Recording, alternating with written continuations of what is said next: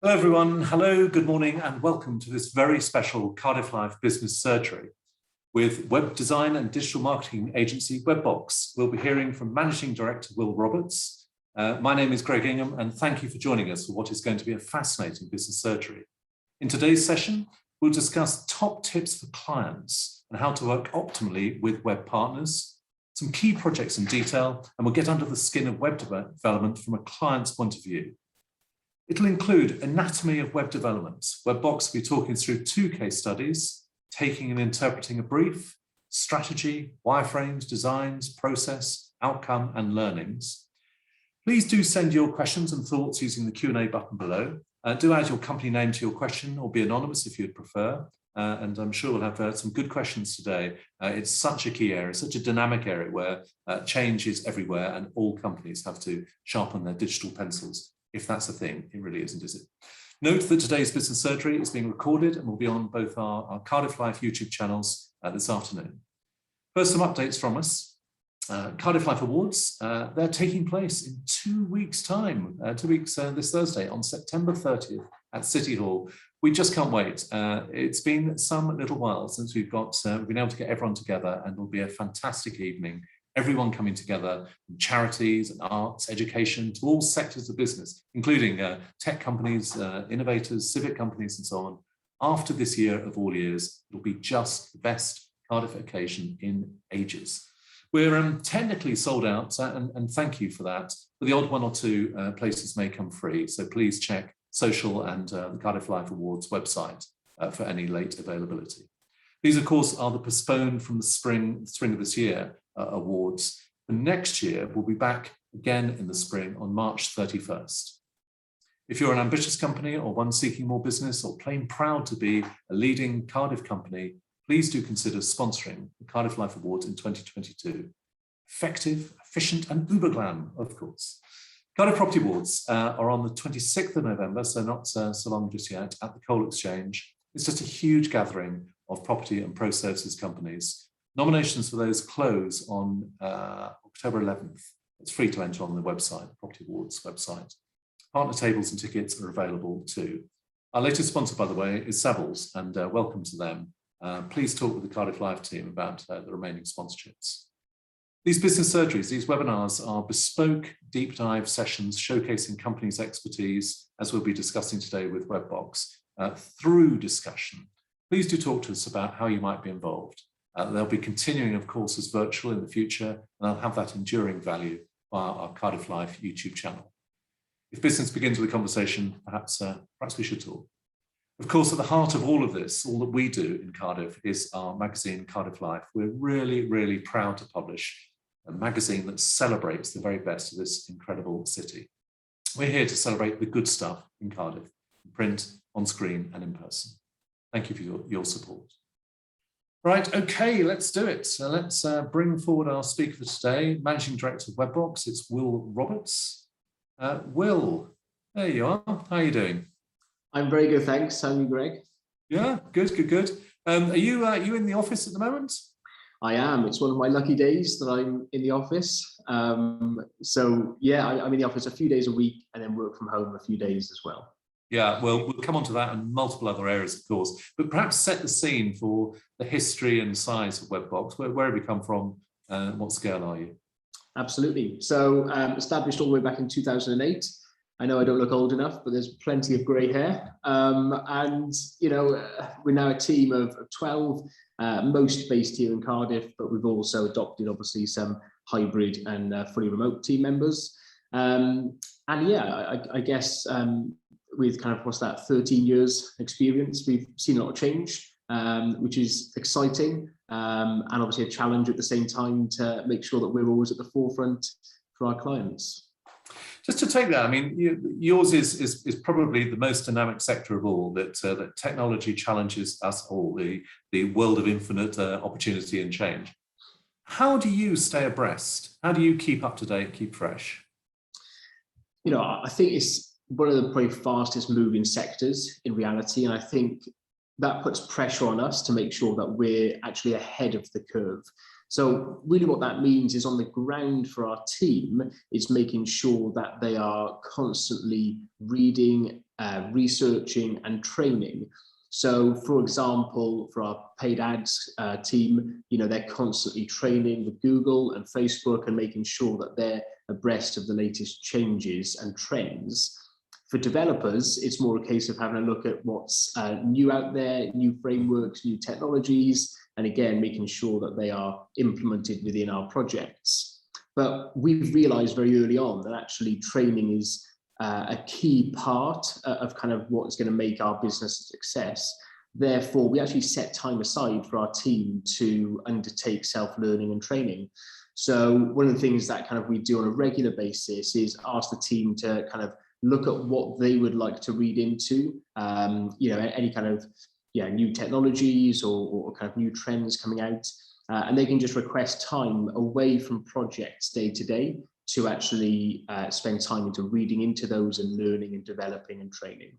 Yeah, it must be really interesting trying to get the balance between legacy expertise and deep knowledge, but actually being, outrun by new tech or new thinking. But yours is a very transparent world. Everyone can see the outcome of your work and indeed your competitors and wherever and so on. So that must be a constant source of inspiration, just looking all the time to see what others are doing.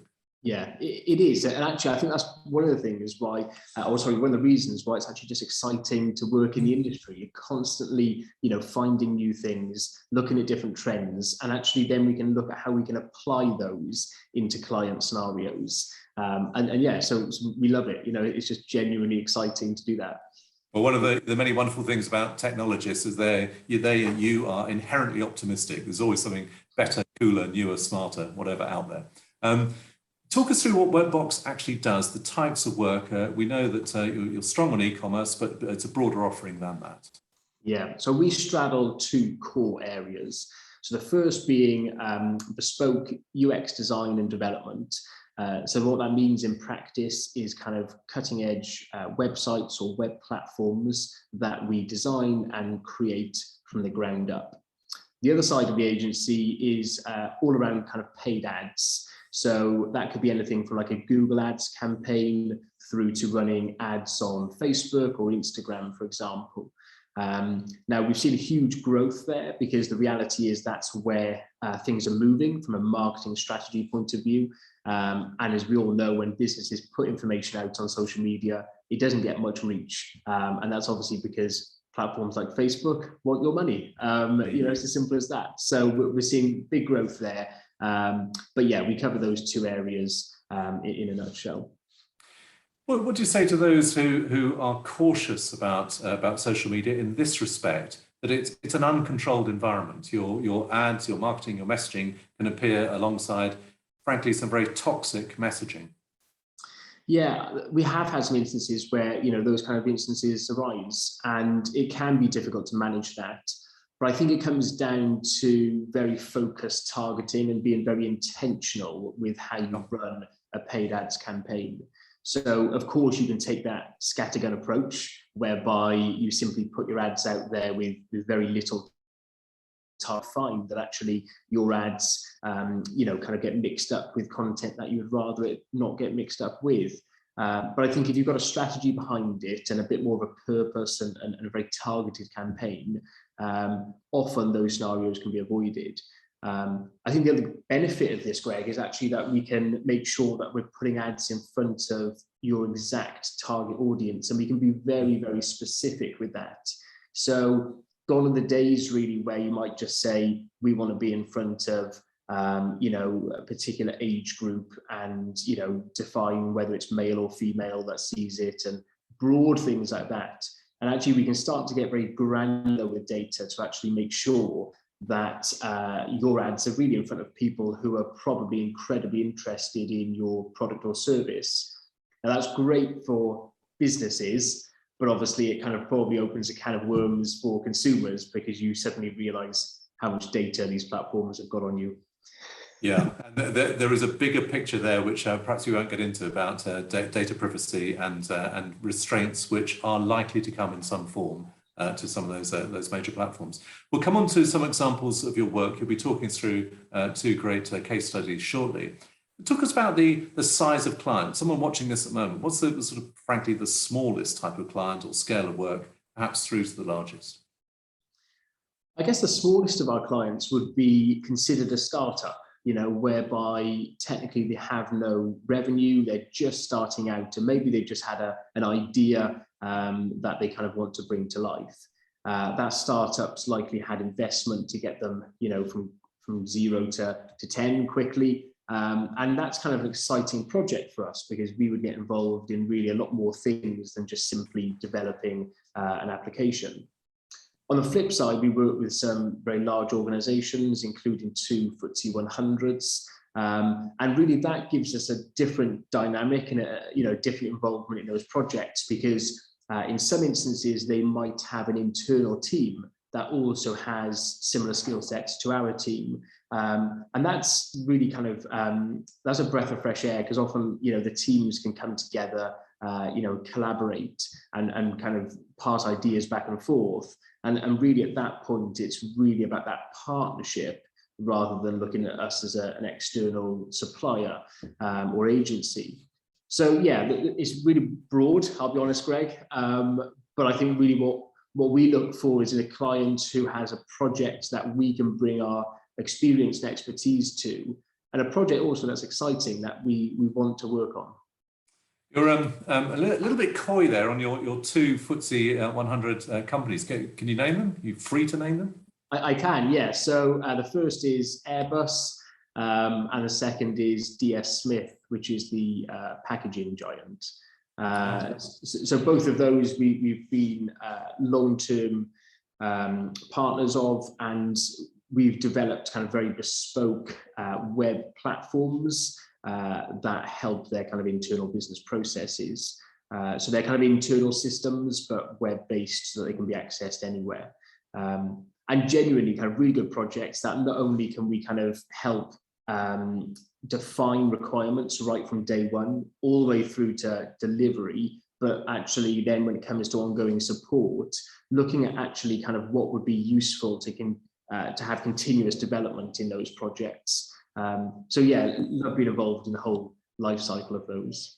And there's diversity by size, but also diversity by sector. You've got, and we'll come on to some great strength in the third sector, but essentially you're sector agnostic as a company.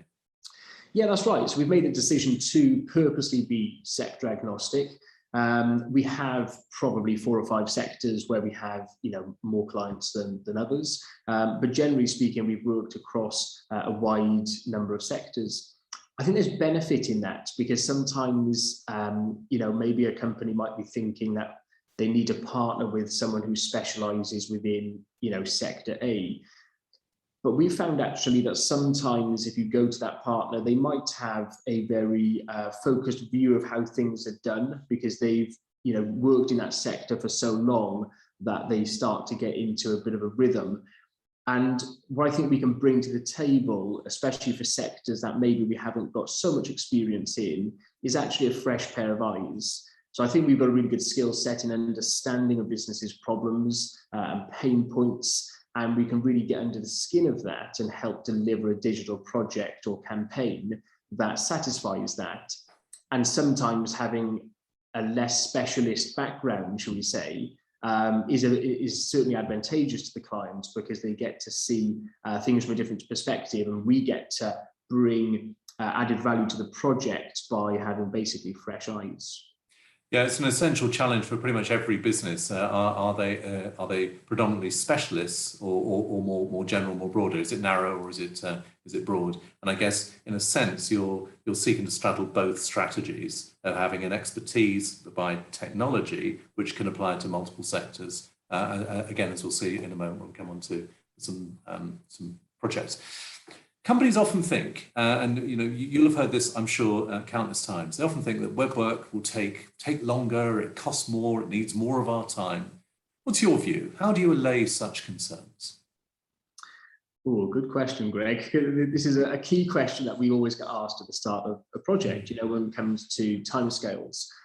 I think, first things first, we need to make sure that expectations are aligned. I'm a really big believer in making sure that, here at WebBox, we're not kind of over-promising and under-delivering. So there's no point us all working towards a deadline, which is just simply not achievable. But I do think there's a huge benefit in a world of web from a timescale point of view, because if you compare that against, for example, mobile app development, especially when it comes to native apps, they're far longer traditionally to develop. And especially then once they're actually live within an app store, they can be timely to continuously develop and re-release. So I think there's a huge advantage in using web technologies to, in some instances, fast track the delivery of a project and also allow you to update it far easier moving forward. What advice would you give clients on how to handle web agencies per se, and maybe you specifically? Yeah, I think I definitely say as the first thing, top of your list needs to be that you need to look at an external agency as a partner. Don't look at them as an external supplier or someone who just outsource work to. I think at that point, it's probably not going to be a good relationship. But if you see the value that they're bringing and you see them as a partner, then the relationship will be very different. So I often kind of use the analogy that if you kind of treat an agency as if you're onboarding an employee, then it'll probably start very well. So you wouldn't onboard an employee just by kind of, giving them a brief, having a 10-minute phone call and saying, right, get on with it. You'd go through an induction process, you would onboard them, you would make sure they know your company values and really kind of what you're about and what the aims and objectives of the business are. And I think they're really important principles for you to adopt when onboarding a new agency, because they really should be a long-term partner of yours. So I think really businesses need to invest in that onboarding process, and that's really important. And the other thing I would say is also finding an agency that aligns with your business's values and objectives. So if you're looking, for example, for fast growth, then you need to align with an agency that probably has got some experience in taking brands from here to here very quickly and can actually evidence that. Or if you're looking for an agency that has a particular expertise or is particularly transparent because you've had some bad experiences in the past, then I think you need to align yourself with agencies that put that at the forefront of their proposition. You've touched on this already, but just a bit more flesh in this area. Clients clearly come from all different levels of web knowledge. Some, perhaps not that proficient. Talk us through the discovery process and what you have found the best way to be operating. Once you've perhaps got over the hump of the broad outline of a deal, of an agreement being placed, what is it then like, those first few meetings and process?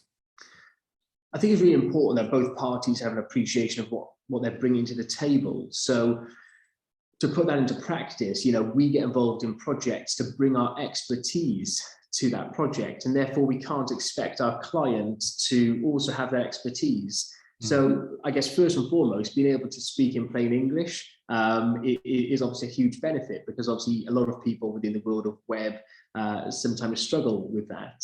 I think the other thing is actually for us to work with clients to help them define exactly what they're looking for. So if a client came to us and said, broadly speaking, we're looking to grow or we're looking to generate more inquiries or something, then actually to be able to deep dive into that and ask very specific questions, I think is a kind of helpful part of that process.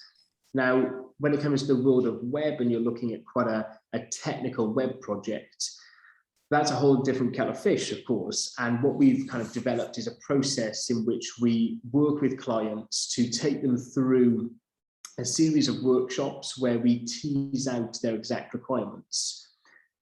So if I put this into a real life project for you, Greg, if maybe a third sector client is looking to generate more donations through their website, then actually we need to deep dive into that to ask all of those nitty-gritty questions, such as, are you looking to increase regular giving or one-off giving? How would you accept those payments? What payment gateway would you use? Would you want the donations to be rounded up to the nearest pound, which is a trend? Would you want to offer a freebie to those who donate to the charity? And it's really our role to deep dive into the nitty-gritty, to then write alongside our clients what we call a scope of work, so that we have a written document of what is part of this project. And I think that's a really important piece, if I could just dwell on that, because so many digital projects go ahead without putting the legwork up front. And that's a problem, because midway through the project, you'll find yourself realizing that there's what we call scope creep, where maybe expectations are misaligned, and the agency think they're doing some A, B, and C, and the business wants actually D, E, and F. And I think it's really important to put that time in up front to write this scope of work, and to make sure that it is inclusive of everything that you're looking for. And then that starts the working relationship and the partnership off on the right foot. We'll come on very shortly to your work with St John's Ambulance, which you'll be sharing that project with us. We've had a flurry of questions, each from our good friend anonymous attendee, which is always welcome. Do you do SEO, and is it important? Good question. So we have taken some time to actually step back throughout the pandemic. And one of the things that we actually did is be far more specific in the services that we offer. SEO was actually one of the services that we decided to drop last year. So it's not a service that we offer anymore, but we offer it in that as part of a web project. So we would ensure that the website has been built with SEO in mind.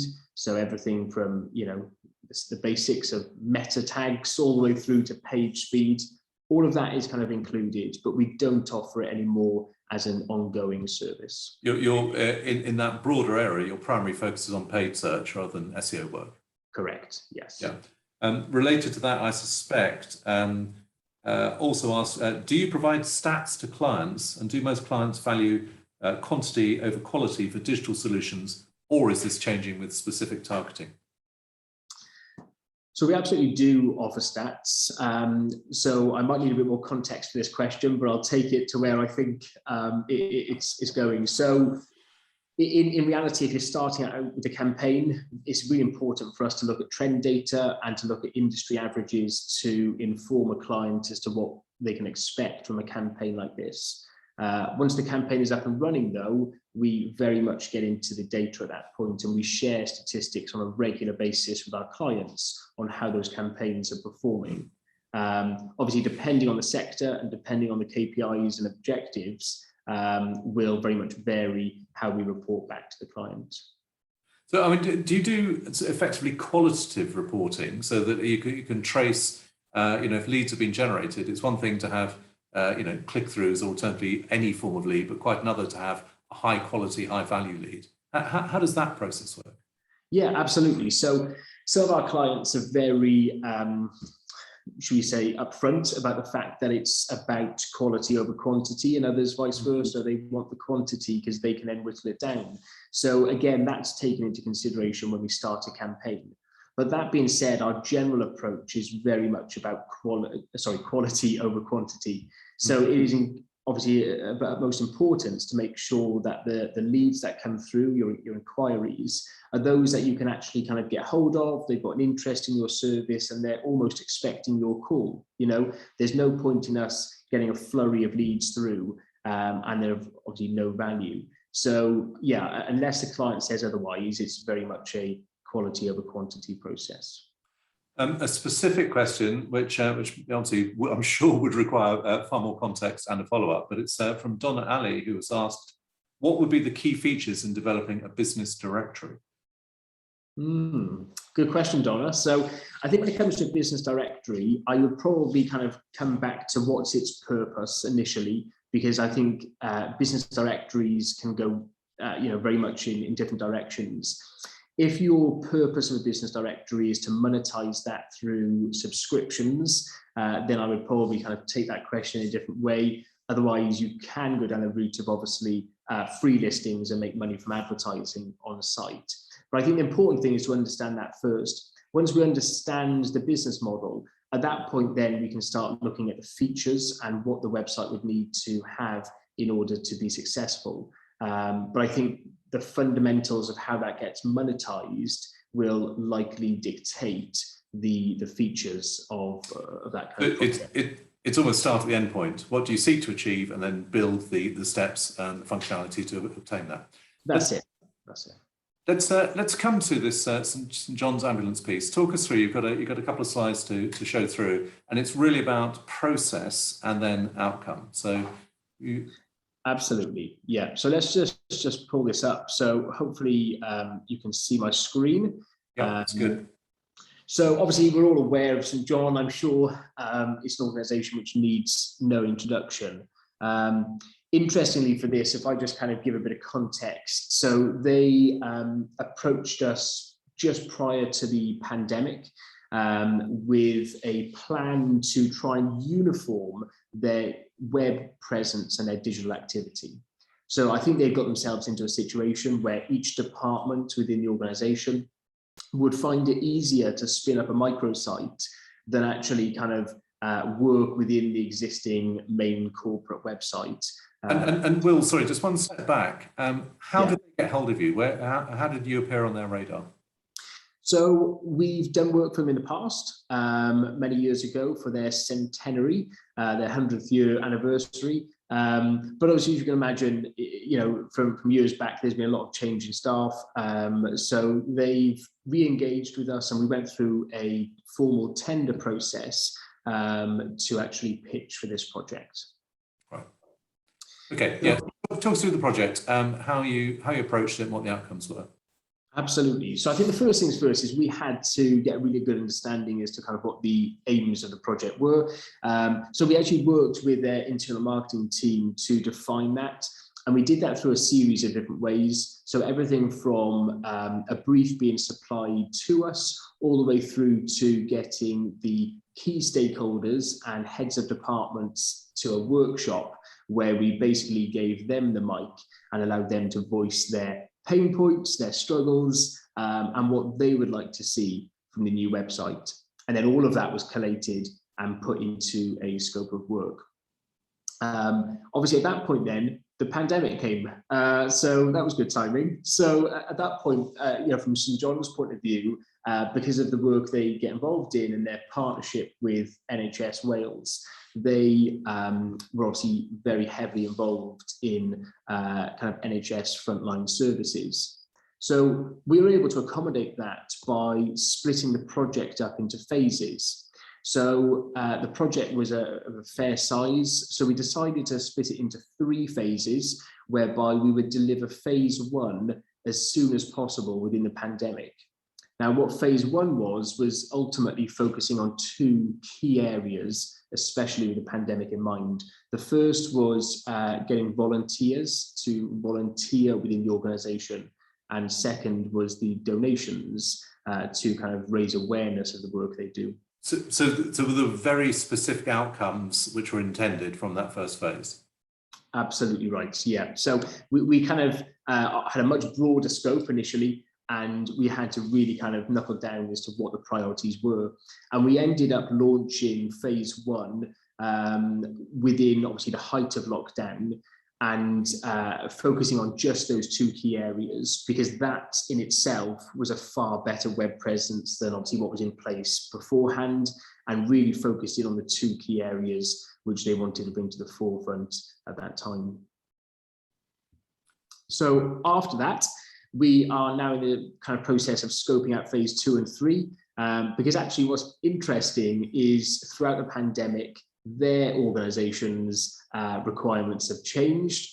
So we're actually kind of looking to rework phase 2 and 3 and rework its priorities. And actually that's a really exciting process, because again, even though you know, some months have passed, it's good to go back to re-engage with those key stakeholders and really find out what's changed in their kind of department and what impact that will have on the website.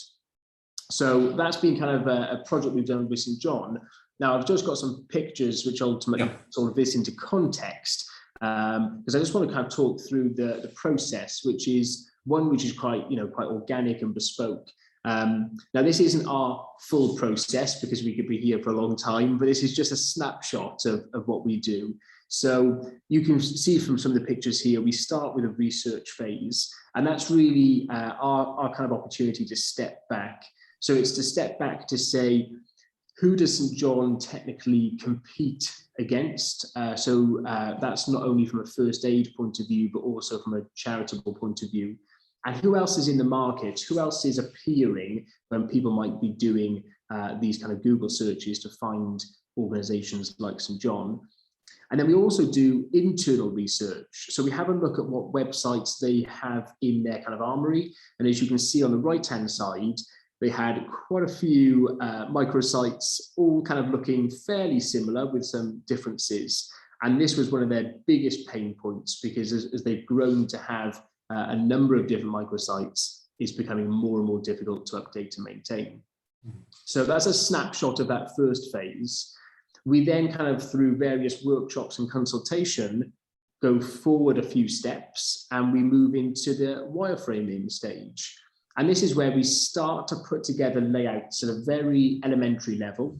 And we start to say, what could the website look like? This is our opportunity to think big, but we do it in a rudimentary way initially, so that actually we can move things around the page very quickly and easily, to kind of just see where things should appear and to start putting user flows together. So some people might have seen these kind of things before, but I guess wireframes could be new to others here as well. So that's the next stage. And then really kind of, if I just show a final, if we, again, fast forward a few steps, the final product ends up with something which is mobile first. So this is the website on a tablet, and how it scales down and focuses again on those two key areas of getting involved and donating to St John, and how that looks again on a mobile device takes our first priority, because for St John in particular, they get more mobile traffic than desktop traffic. And then again, just how that scales up on a full desktop to have the full navigation and full call to actions taking up the entire width of the screen. Now that's a real quick snapshot, Greg, of just the project, and you can imagine how many phases go in between those. Well, let's have some sense of timescale there from the first scoping, which had to be narrowed in purpose pretty rapidly, to this iteration. What type of time horizon was that? I think off the top of my head, I think we were probably around 4 or 5 months start to completion of phase 1. And I would estimate phases 2 and 3 to probably be the same combined. I mean, everyone in business thinks their business is time critical, but this was real time work, and in many ways, as well as commercially valuable, of course, to you. This must have been a very satisfying piece of work to work on. I've got to say, on a personal note, it really was to work on a project that we knew had a big impact within the pandemic. I think was actually very satisfying and very satisfying for the team as well. To know that actually St John were at the front line supporting NHS Wales within Wales, I think was just a moment of pride, should we say, for our team, definitely. Good. If you could just switch out of the screen share, we'll come on to some other points and then come back to the second example. Thanks. So we're talking the pandemic. Just prior to the pandemic, you moved into new premises. I think you see the phrase, the paint was still drying when the pandemic struck. So take that area. What's your thinking on working from home? You mentioned you're doing this hybrid approach yourself, remote working, team bonding, collaborative working. How's that going to play out for you? Yeah, so to put some context to the listeners, we actually always wanted to invest in our own office, to have a space of our own to put our own stamp on. And we finally found our kind of perfect office building 18 months after looking for it. We purchased it, went through a fit out process, and the paint was still drying. And just weeks after that, the pandemic came. So we had this bright, shiny new office that obviously was then gathering dust as we all moved to remote working. So that's the context. And it was a real shame because obviously from a timing point of view, it was far from ideal. But I think actually looking back on it now, hindsight's a great thing. We are looking long-term for our business, and therefore we still want a Cardiff base. So our plans have not changed at all. But what I think it's opened our eyes to is the benefits of hybrid working. And for some skill sets that we recruit for, fully remote working as well. So first and foremost, we've adopted hybrid working here. So the team generally work in the office 3 days a week, and they work from home 2 days a week. And that changes for some individuals depending on distance to the office and other things like childcare. So we want to be flexible, but for the majority, it's that split. And so how much from your managerial point of view is you prompting it because the value in people being together, and how much is, let it run, it's up to the team to decide? I took an approach which some might or might not agree with, but I actually posed a question to the team, and I wanted it to really be led by them. I was always really clear that I think there's significant benefit in our team being in one place at one time for a number of different reasons, but mainly for that kind of culture and collaboration piece. I think that's really important. But we had threw the question out there and we had a debate, and actually the feedback that I received was that actually people wanted that mix. They kind of liked the banter around the water machine, if I can use the expression, but they also liked the focus and flexibility of working from home. So particularly for developers, presumably, who absolutely need to be in the zone. Yeah. Absolutely right. So for them, it's very much a case of headphones on, head down, and they really get into the zone. And if you disturb them, that's going to be your problem. So I think that's really beneficial for them in particular. So we've put this hybrid model in place, and we've had that now for quite a few months. And again, the feedback remains really positive around that. I regularly ask the team how it's working out for them, and it's one which they're really happy with. But we also do have some of our team which are fully remote, which again is bringing a new dynamic to the team, but one which I genuinely welcome. But interestingly, Greg, if you asked me 2-3 years ago, would we do hybrid working or would we do fully remote working? I probably would have had a very quick response to that. But things have changed, and I certainly now think for the better. When you look at the business and the ambitions you have for it in terms of further scaling up, is recruitment an issue, and is that at least potentially solved by wholly remote working, even offshoring? I think recruitment is a major issue in our sector at the moment. There is a significant skill shortage. That's no secret. And I think actually many sectors are experiencing the same at the moment. That being said, for us, the ability to recruit further afield has significantly helped us grow the team. That being said, that doesn't negate the fact that there is still a skill shortage. And when we've flung the kind of gates wide open and allowed applicants from all over the UK, it hasn't necessarily turned into a rush of applicants. So it certainly helps, but it's not as significant as one might consider it to have been. In terms of overseas, for us, we've made the decision that that's not an option at this stage. One of the reasons behind that is actually we still would want the team to get together now and again for that social aspect. So we want to limit that to the UK initially, so that if we ever do have team days and things like that, then we can get people together fairly easily.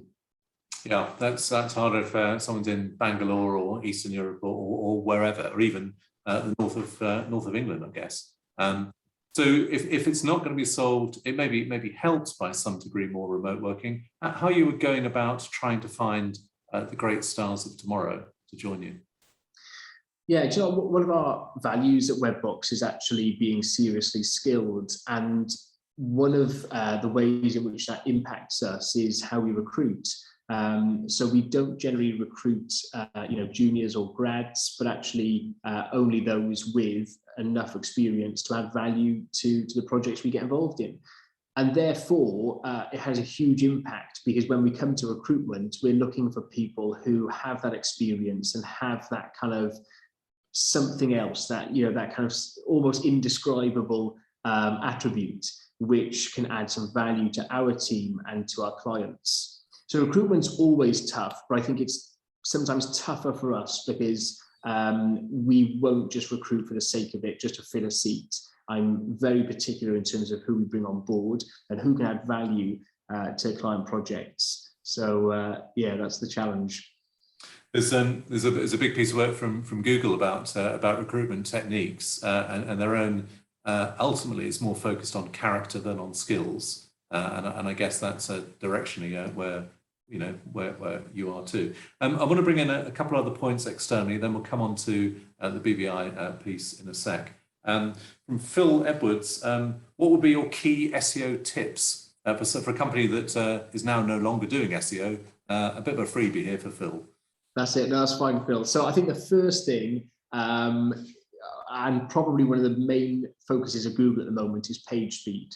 So for your website to load, within a blink of an eye is what Google are looking for. And one of the reasons for that is Google shifted about a year or two ago to what we call mobile first indexing, which means actually they're indexing your website depending on its mobile capability and speed before looking at it on a desktop.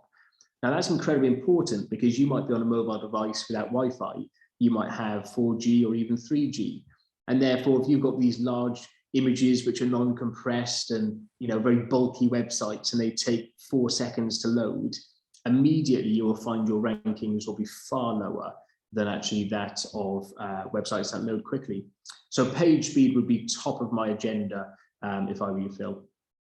Yeah, page speed, that sounds like very smart, pragmatic advice. It's almost think like a consumer. The number of times you go to a site, it doesn't bloody load, you go somewhere else. And you've lost someone in a trice simply because of construction, or at least the size of images. Back to anonymous attendee, who may be the same anonymous attendee, you never know, as previously. Do you use platforms such as Squarespace, or is it all bespoke? So we do use off-the-shelf platforms, not necessarily Squarespace, but we do use things like WordPress, Zulu, Magento, and others, which are kind of household names for content management systems. But we also have experience with writing fully bespoke content management systems. I think the kind of important thing to note here, though, is this is not about what we want to use or what we think would be easiest for the project. This is very much about kind of looking at the project's requirements and suggesting the best content management system for the project. Yeah. Okay, Donna, who asked previously about business directory. First of all, she says thanks for the answer, which is gracious. Could you share how much a site like St. John's would cost? Ballpark, I guess. I'm not able to share that, Donna, because it might not be fair on our clients, and I haven't got authorization to do that. What I can say, though, is obviously projects that do last 4 or 5 months for a particular phase. You can only imagine the amount of time investment that our team would put into that. So there has to be an appreciation, I guess, that when you are working with an organization and really focusing on user experience and having a bespoke approach, that yes, there's a lot of time which goes into it, but the value off the back is then very much measurable. So I'm happy to go into specifics, Donna, if we can maybe pick that conversation up separately. But for now, I'll kindly decline. That's okay. And as a slightly more general point about work and when you price it up and so on, you've used the expression, I think, brutal transparency, or very, very clear with clients, particularly about the time taken. Do you share in terms your profit margin with clients? Do they know what you're making each time, or is that too transparent? Yeah, so we've got a value which is being brutally transparent, and it is what it is. There's no way to get around that. We are as transparent as one can be to actually talk to clients about the commercials behind the project, and in some instances that actually might be a case of saying a profit margin that might be had for that project to actually sometimes educate a client in terms of, for how we would look at it from our side of the fence. But I think fundamentally that value goes throughout our agency. So whether it's, giving timesheets to a client to say, this is actually how our team has spent their time on your project, all the way through to being really transparent with our pricing and clients knowing how much we charge per hour or per day or whatever. I think that's really important. And it's a value which I hold dearly, because actually that's how I would want business to be done, if it would be in this way around. And therefore, that's how I want to do business with our clients as well. Yeah, and clients need to know you've got skin in the game, and so that that's part of the motivation in doing a piece of work, as well as the efficacy of that work, as with St John's. One last from Donna, she just asked if this recording is available later. Donna, yes, it will be. Cardiff Life YouTube channel. Also check the Cardiff Life Twitter feed and LinkedIn, but I'm sure also WebBox, its site will have the link subsequently as well. Let's come on, Will, if we may, to your BBI work. Talk us through that, as much as you did with St John's. This is a biotech business office in Newport, is that right? That's right, yeah. So one of their bases in Newport, so it's obviously, kind of fairly near to our office, which is beneficial. But that being said, they are a global leader, and therefore they've got presence worldwide. Now, BBI Solutions, again, kind of contacted us near the kind of start of the pandemic. And I think one of the drivers behind that was actually this shift between business they do offline and business they do online. And they realized very quickly on that they needed to increase the amount of business they do online. And that fundamentally came down to having an e-commerce part of the website. So yeah, Greg, shall I give some context to this? Yeah, please. So in essence, they are a pioneer of diagnostics, testing and equipment, and they are a leader, and they are growing rapidly at the moment. So they are acquiring other businesses and seeing growth, and actually they've been part of the pandemic help as well. So there's a bit of synergy there with St John. So we've actually had a few things up front from them in terms of what they wanted. Again, so things like a brief and a list of requirements. And as part of that, they purposely set out for an agency that works in what we call an agile way of working, or using the agile methodology. And what that means is actually being able to define a scope within a budget, but actually not being bound by that. So actually being able to pivot and change throughout the project, depending on the business's priorities. And actually working the project in that way has had significant benefits to BBI Solutions, and actually has accommodated changes which arose late in the day, or new business priorities throughout the project. So actually there would have really been no other way to deliver the project other than through the agile methodology. So that's been really exciting. One which has also seen us take this mobile first approach, like we did with St John, and step back and look at everything on a mobile or tablet first before we get to the experience on desktop. Now, one other thing that was different, I guess, from the project with St John is BBI Solutions were really keen to get feedback from a number of different user groups and stakeholders. So we run a series of workshops, internal and with external, clients of theirs, to get their input on the work that we're creating at every step of the way. Now, you might say, why is that important? It's important because design, for one, is very subjective. What one person likes, another might loathe. And I think it's really important to be pragmatic throughout a design process and actually get feedback from different people, whether it's internally, whether they've been in the business for 30 years or they started last week, all the way through then to your prospects and clients, to actually get their thoughts on what you're putting together, because they will often highlight something which both parties might have missed and will be very valuable to the overall process. And well, on design, with all the caveats about the subjectivity of response, do you find that on the whole, your role is more to be the leader or the led? I absolutely think the leader. I think we need to bring expertise to the table to say, actually, these are the trends. This is what we think you should do. This is what we're seeing, your competitors do. Therefore, we think you should do this. We need to bring that, kind of form of conversation to the table. But also there's a balance, because another one of our values is being collaboratively creative. And it means that we will spearhead the design process, but we're not going to be arrogant within that process to always know, or to always think that we know best. I think there has to be a two-way street. And the reason I say that is because fundamentally, those within BBI Solutions will know their sector through and through. Now, we've worked within that sector beforehand and we have sector experience, but not to their level.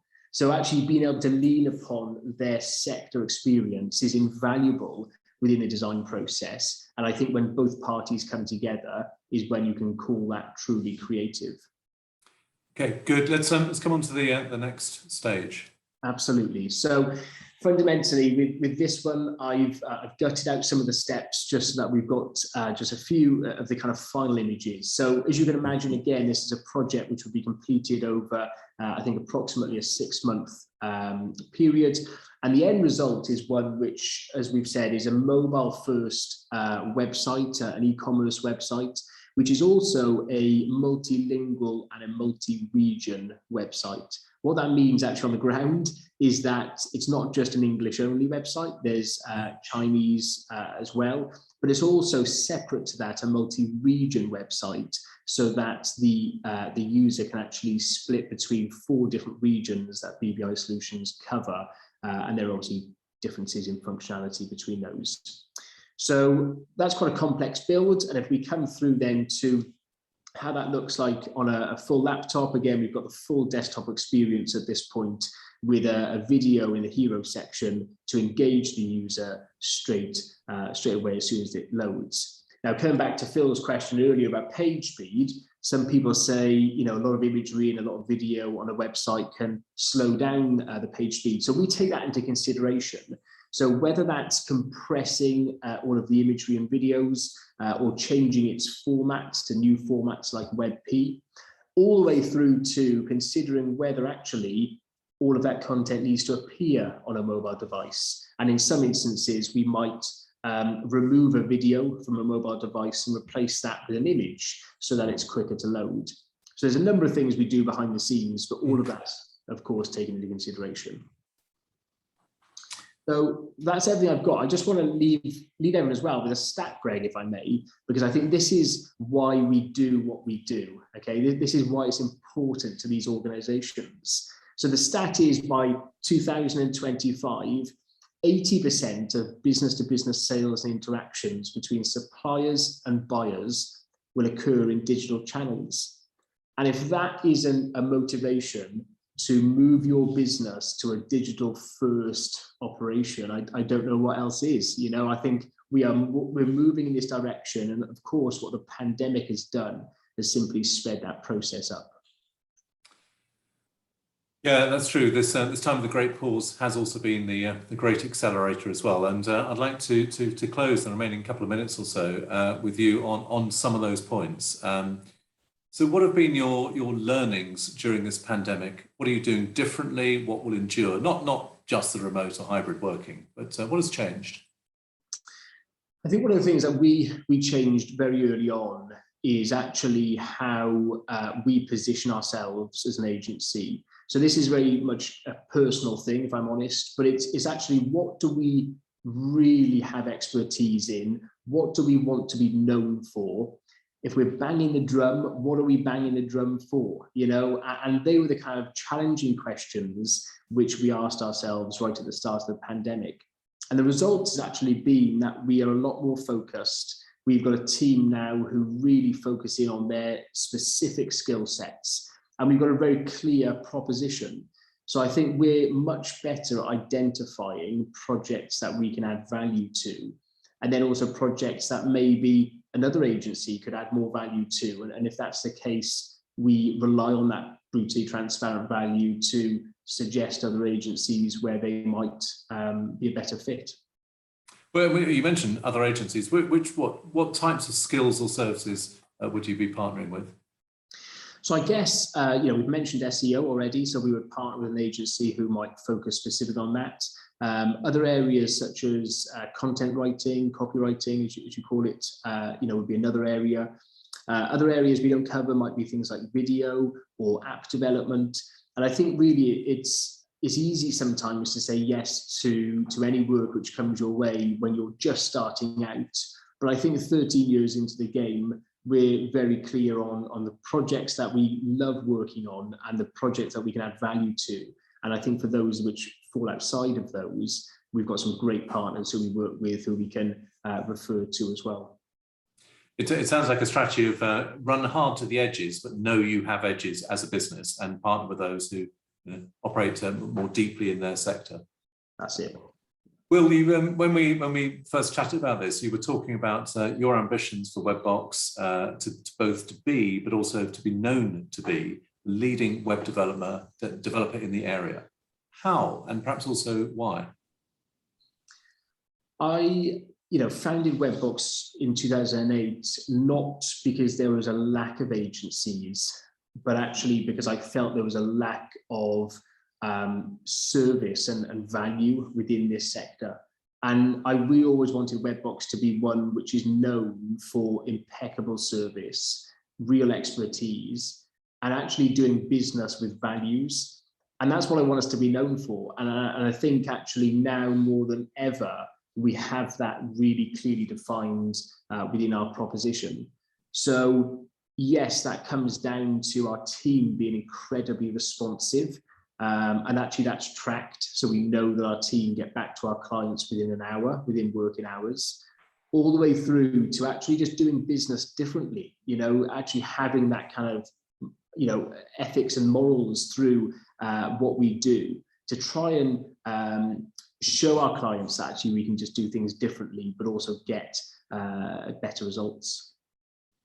And as companies scale, they can sometimes become more normative. The weirder, odd shapes of businesses and their founding zeal and so on changes. Is that for you as an entrepreneur? Is that a slight fear about size, or are you going to have success on your own terms regardless of scale? We want to scale, and I know with scale comes other challenges, but we also know that there's a ceiling of what we want when it comes to scale. So I'm very clear that I don't want to build an agency with, 75, 100, 200 staff. That's not the ambition. That's not what we're setting out to do. But actually, we do have big ambitions to grow, and that does mean probably tripling the size that we're at the moment. But I think within that scale, we're able to keep a close hold on what sets us apart, why we're different, and our values. I think at that company size, we're able to do that without getting too big and starting maybe to lose some of that, some of that culture. So that's specialist. Well, Will, you've got clear ambitions. You've demonstrated, great track record, particularly those two major pieces of work. And thank you ever so much for today's session. I hope many those watching will have found it remarkable and stimulating. The insights that you've brought as the boss of WebBox and more broadly about the digital world. So thank you very much indeed. Could I just say to Donna, by the way, who's asked a couple more questions, if you're okay with it, we'll put you in touch with Will and you can pick up directly. I don't want to offend with GDPR. If that's inappropriate, tell us on the chat. If it's not, we'll stick you in touch. But Will, thank you ever so much for this morning. That was really good. Thank you. That's okay. Thank you for the opportunity. Thank you. And thanks to all of those who joined us for your time and for your many questions today at our business surgery. And of course, thank you for your support for Cardiff Life and for our events as they bound back. And we look forward to seeing so many people on September 30th for the Cardiff Life Awards. Good luck to you all in the coming months. This has been a Media Clash production, and this has been a very special Cardiff Life Business Surgery. Thank you. Cardiff together, always. Thanks.